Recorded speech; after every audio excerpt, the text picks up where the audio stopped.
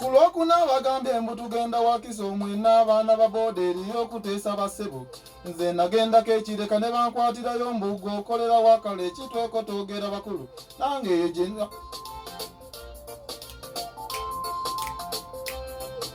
Kulokuna bagambye mbu tugenda wakiso ffenna abaana ba booderi y'okuteesa bassebo. Nze nagenda kekireka ne bankwatirayo mbugo okolera wakale ekitweko toogera bakulu. Nange kwekambuwaza ne banjoolerawo abalala ne bankuba ebikonde epiki n'enjibalekera. Lwali lutalo nze lw'okuba nali mulwadde n'akava ku kitanda wali ekiruddu. Ekyandwaza ye piki gye twavuganga ne Kasule nga bwe tukukwatira kiwaji sipiidi tuvuga y'amagye. Ffe twavanga e Busoga twatuuka e Masaka. Yes sabo twavugira e Nakawa ne Luweero. Togivugayo kiwaji ngonywedde tolero ng'ate nakuba ekituufu oba ogizannyisa. Nze nnyina bajaji yange yeyankuba njiti olumaama n'alunga buli muti okunoonya obulabu. Bannange boodde eriko supidi yayo naye kasita ogisussa olina okuziikibwa. Sinza omumanyi nti oba ntiisa bazivuga naye ekiwuubiro kikwateko mpola nnyo. Eyo piki yayiyibwa omusambo gwa nnamaddala aluminati mwajja tuyita ffe n'okugwa ebigo.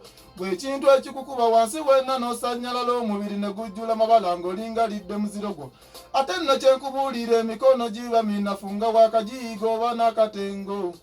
Olaba owa poliisi ng'alina ku bibye gwe wannono egy'opapuka emmotoka otomera ntomere. Bino si bya bulimba nammwe mubirabako gwe koona kukyaliwo ku luguudo gy'akolera. Ate nno n'ekitiibwa bambi kyatugendako eyo ne bweseerera n'egwa buli ajja sooka na busiru.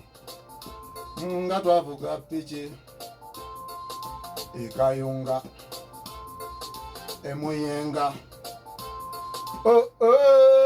Nze gye buvuddeko yagenda n'enkubamu ku luguudo ekasangati mu covid emabegako. Naye buli eyatuuka emulago nganze naziyise nga kyeboogerako kimu babuuza ku limbo. Nabadde e Busega omuyaye n'alumba paka mu konvo ya pulezidenti mbw abasinga okuvuga. Olwayimirira nalowooza tusinze ffenna.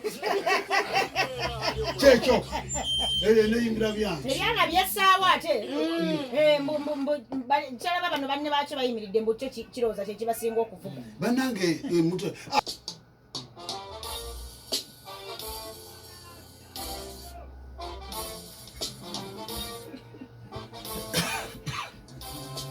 Nze ne leero navudde ku mikolo egy'embaga kuva ku kye nafunye nze siyinza kudda ku mikolo. Nakooye emikolo bannange baana bassebo. Nakooye emikolo kitange baana bassebo okuva ku kye nalagenza omukolo ogwakane. Nabadde twabadde ku mbaga eyo kayunga ekaceri nga tofuna veza okuba engugenda ku mbaga. Batuwaza ekkaadi nga ffenna tukola mikolo eri eyo omugole naye ogugenda ku mbaga.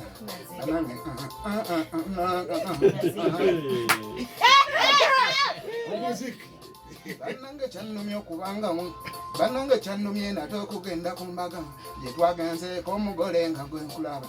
Omugole gwe nalabye mukulu ku baana bassebo yabadde muntu wange nnyo okuva e Kakiri nga nabeerako naye okuva mu mikolo ne mutwalira ebiriwo by'omwana bassebo nekwese munneka ng'ate ngenda mu mbaga.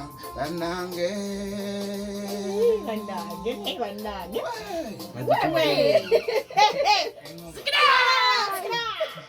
Bombo class.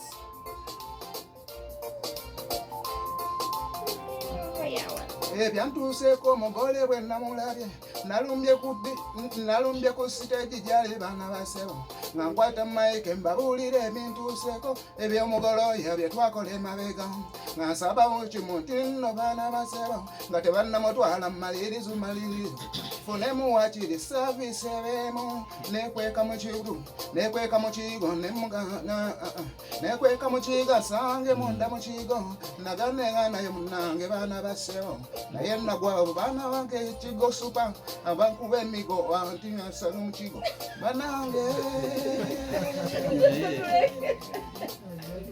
anti endongo tebali kunoonya sente emiko twakuba ate bambi gyali Ayekwatire sente. emiko twakuba bambi gyali mikulu ku lw'embeera eyatuukako banna basute banange Mazima. anti endongo bansanga mu kigo nga ndina omugole bajja bango bakabena kajungu tamba bwakajungu